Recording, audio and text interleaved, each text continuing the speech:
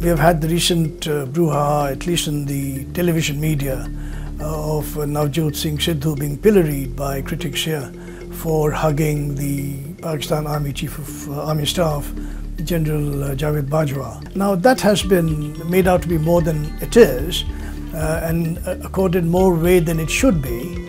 And what we need to really get is a little bit of perspective.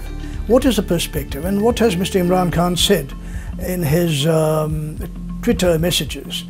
He has asked India to, first of all, resume talks to resolve the Kashmir dispute.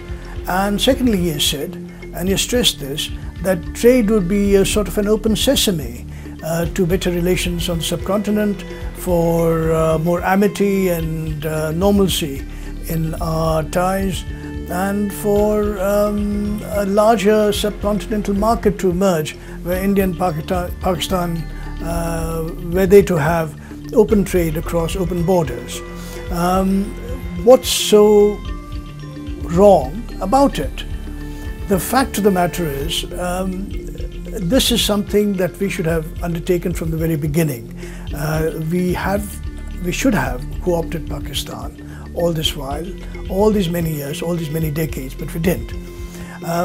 Then consider, in contrast and in juxtaposition, how we deal with China.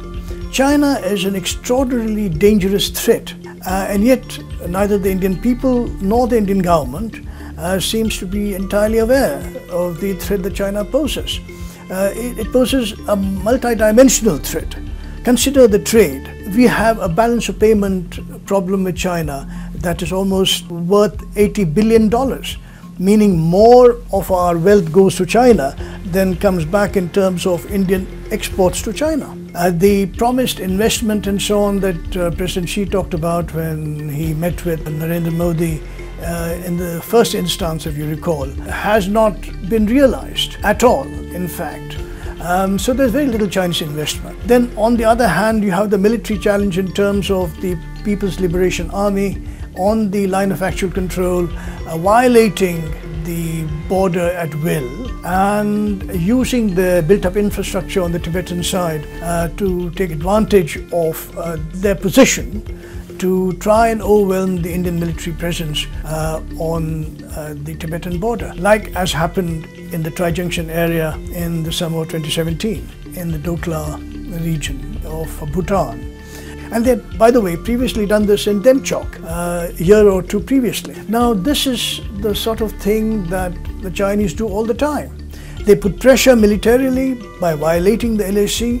Then they have trade with India. We send out our sports and cultural exchanges. We have all this.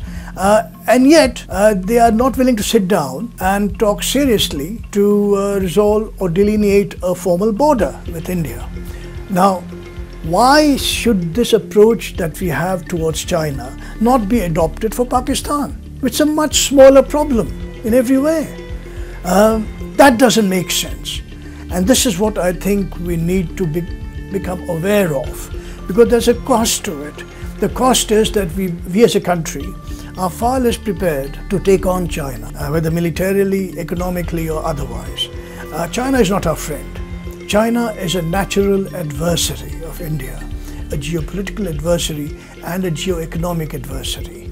We, in a sense, are competitors and rivals in Asia. So how come we are quite happy trying to get into bed with China, our adversary, while we sort of froth at our mouths every time Pakistan comes into view? The problem, I think, is that we need to have a lot more writing of the balance, as it were, in terms of policy focus, which is really the irony of it, that we don't think of China as a problem, but we do think of problem of Pakistan as something far more serious than it really is.